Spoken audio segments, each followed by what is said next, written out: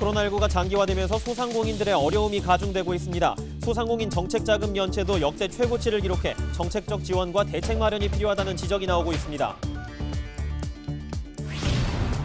태백 교정시설 신축 사업이 기재부 예비 타당성 조사 면제 사업으로 선정됐습니다. 2027년 완공되면 일자리 창출 등 지역 경제 활성화에도 도움이 될 것으로 기대됩니다. 교육부의 일반 재정지원대학에서 탈락한 도내 대학이 이의 신청을 하는 등 반발이 확산되고 있습니다. 탈락한 5개 전문대학 총장은 도지사와 만나 공동 대응을 건의했습니다. 내년 치러지는 강원도 교육감 선거를 준비하는 중도와 보수 진영 입후보 예정자들이 25일 만나 후보 단일화를 추진하기로 했습니다.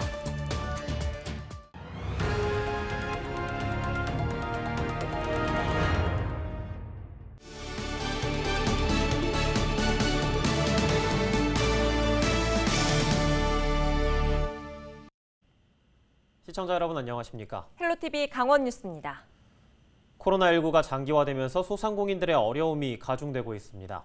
경영난 악화에 소상공인 정책 자금 연체도 늘어 역대 최대치를 기록하고 있는데요. 경영난과 부실 재정의 악순환이 소상공인의 피해를 더 키울 것이라는 우려가 커지면서 보다 적극적인 정책적인 지원이 요구되고 있습니다.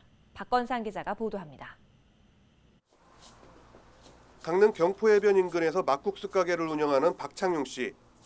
박 씨의 가게는 코로나19 발생 전까지만 해도 하루 평균 400만 원대 매출을 기록했지만 최근에는 50만 원을 올리기도 힘듭니다.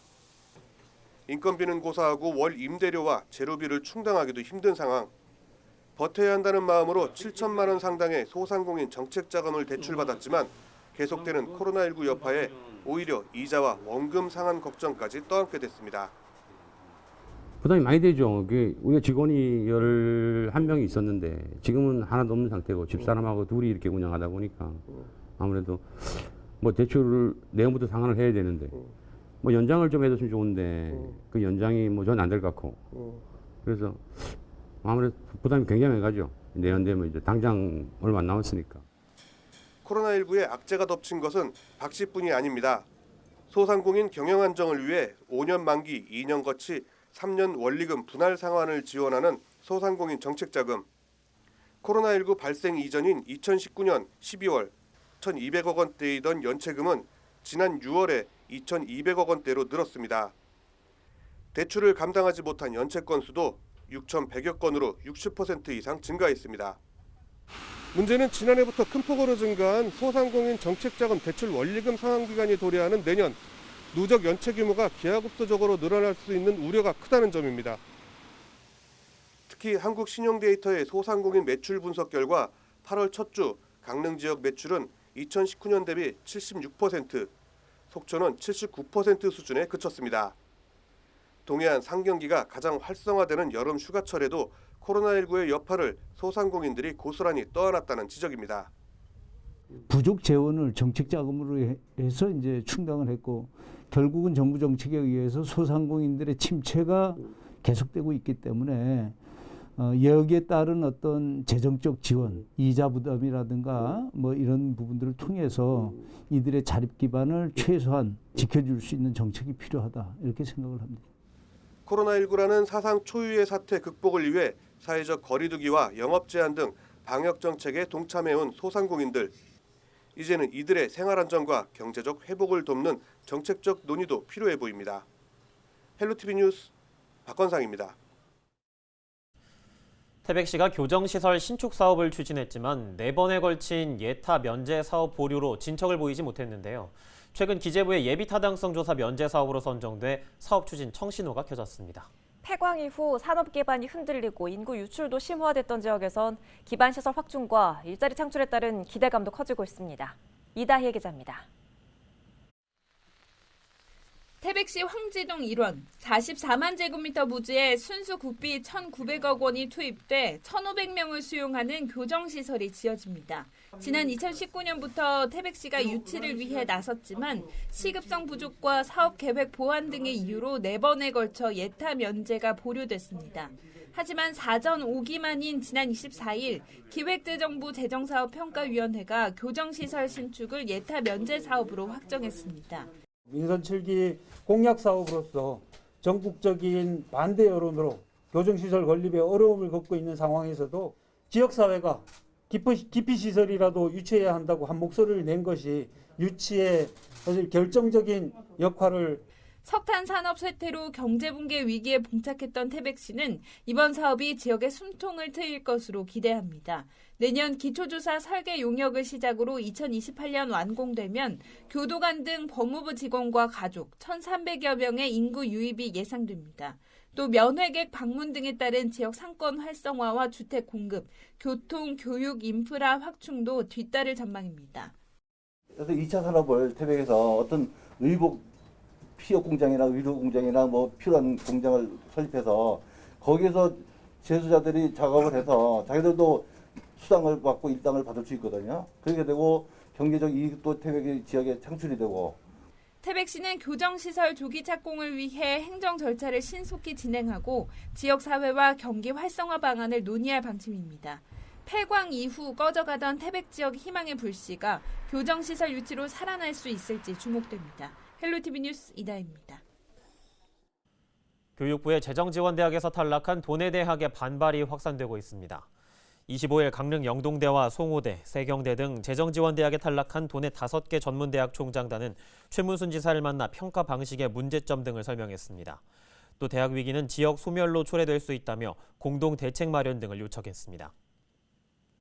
평등한 기회를 제공하겠다. 이게 국정 철학이자 지금 대통령의 철학으로 알고 있는데 정말 열심히 해서 앞으로 새로운 인생을 좀 살아보자 하는 그런 학생들인데 그 기회를 꺾어버리는 겁니다. 이거는. 그래서 한 대학이 문을 닫거나 되면 그 지역이 아주 폭삭 무너져 앉다시피 합니다. 그래서 저희들도 이런 일이 반복돼서는 안 돼야 된다고 생각하고 있어서. 가톨릭 관동대와 상지대도 탈락에 대한 이의 신청을 하고 대안을 모색하고 있습니다. 내년 치러지는 교육감 선거를 앞두고 중도와 보수 진영 입후보 예정자들이 단일화를 추진합니다. 사단법인 강원교육발전연구소는 25일 춘천 세종호텔에서 중도와 보수 교육감 후보 단일화를 위한 간담회를 개최했습니다. 이날 간담회에는 민성숙 전 강원도 문화예술특보와 신경호 전 춘천교육장, 원병관 전 강원도립대 총장, 유대균 도초등교장 협의회장, 조백송 강원교총회장이 참석했습니다. 후보 단일화 방법과 시기는 추석이 지난 후 구체화할 계획입니다.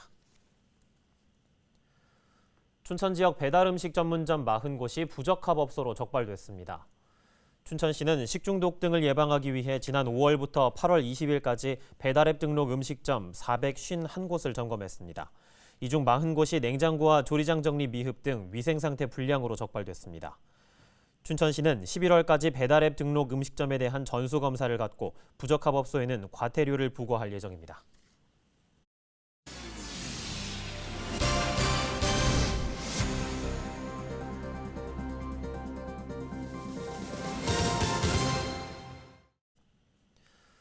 강원도가 9월부터 52 미만 기업 전부를 대상으로 장애인 고용 촉진 장려금을 지원합니다. 강원도는 코로나19로 경제적 피해를 입은 소상공인을 돕고 장애인 고용 확대를 위해 장려금 지원을 확대하기로 했습니다. 이에 따라 경증 장애인을 고용하는 경우 월 45만 원, 중증 장애인을 고용한 기업에는 월 80만 원의 인건비가 지원됩니다. 올해 상반기에는 127개 기업이 677명의 장애인을 고용해 4억 500만 원의 장려금을 지원받았습니다. 원주시가 오는 30일부터 49인까지 집회를 허용한다고 밝혔습니다. 원주시는 코로나19 확산을 막기 위해 지난달 말부터 사회적 거리두기 3단계에도 집회는 1인 시위를 제외한 모든 집회를 금지하는 4단계를 적용해왔습니다. 하지만 최근 지역 확산세가 줄어들고 백신 접종이 증가해 다음 주부터는 사회적 거리두기 단계에 맞춰 기준을 완화하기로 했습니다. 코로나19 확산 방지를 위해 제66주년 강릉 시민의 날 기념 행사가 취소됐습니다. 강릉시는 당초 시민의 날 기념 행사를 축소해 진행할 예정이었지만 사회적 거리두기 3단계 시행 등을 고려해 이같이 결정했다고 밝혔습니다. 이와 함께 올해는 시민 대상 수상자를 선정하지 않고 내년부터는 시민 대상 자격을 단체나 법인까지 확대하기로 했습니다. 양양군이 코로나19 극복에 동참한 착한 임대인의 재산세 감면을 추진합니다. 감면 대상은 지난해 6월부터 올 5월까지 소상공인의 임대료를 인하한 건물주로 연말까지 접수합니다. 양양구는 임대료 인하가 확인되면 50만 원 한도에서 임대료 인하분 전액을 올해 건축물분 재산세에서 감면할 방침입니다. 강원랜드가 불법 도박장 신고 효율성을 높이기 위해 가명 신고제를 도입합니다. 가명 신고제는 신고자 실명과 주민번호 수집으로 제보자 개인정보 유출의 우려가 있는 신고 포상금지를 보완한 조치입니다. 강원랜드는 불법 도박장 근절을 위해 최대 5천만 원의 신고 포상금지를 운영하고 지난 2년간 21건의 불법 게임장 신고를 접수했습니다. 횡성 한우축제가 코로나19 여파로 온라인과 오프라인을 통해 분산 개최됩니다. 횡성군과 횡성문화재단은 제17회 횡성 한우축제에 관한 회의를 갖고 10월 1일부터 15일간의 축제 일정을 확정했습니다. 또 코로나19가 지속됨에 따라 찾아가는 힐링 공연과 영상 콘텐츠 제작 등 온오프라인 병행해 개최하기로 했습니다.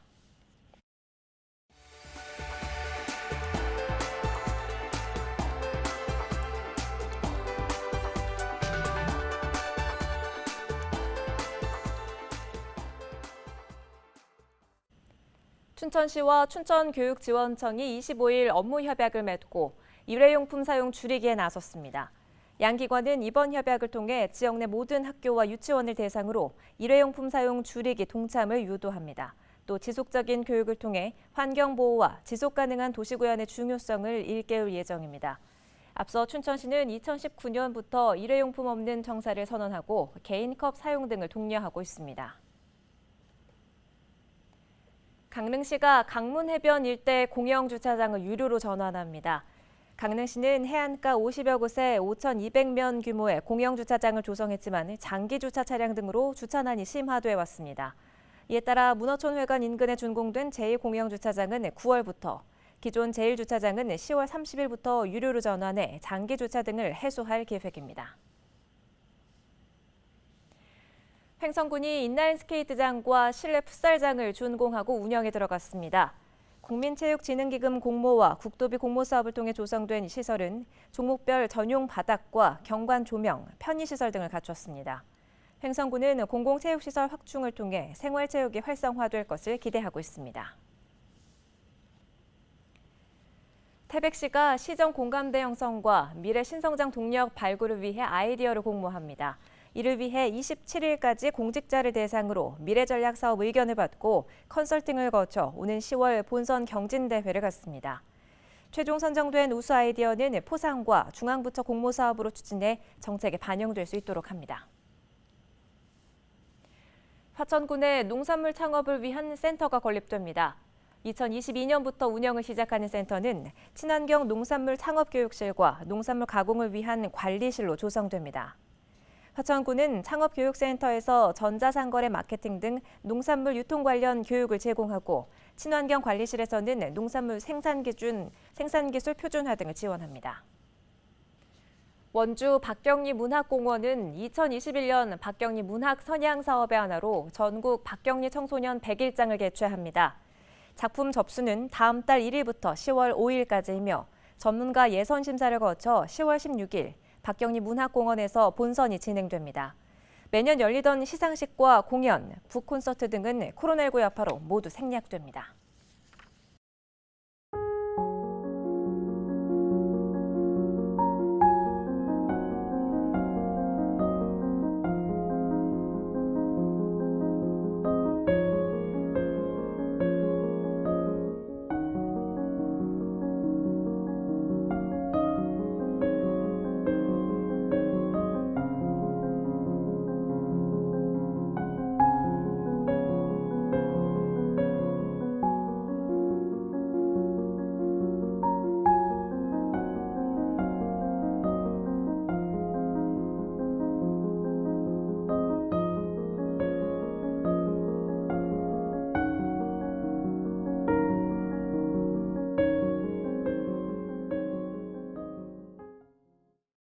저희 헬로티비 뉴스가 준비한 소식은 여기까지입니다. 저희는 언제나 여러분과 함께하겠습니다. 시청해주신 여러분 고맙습니다.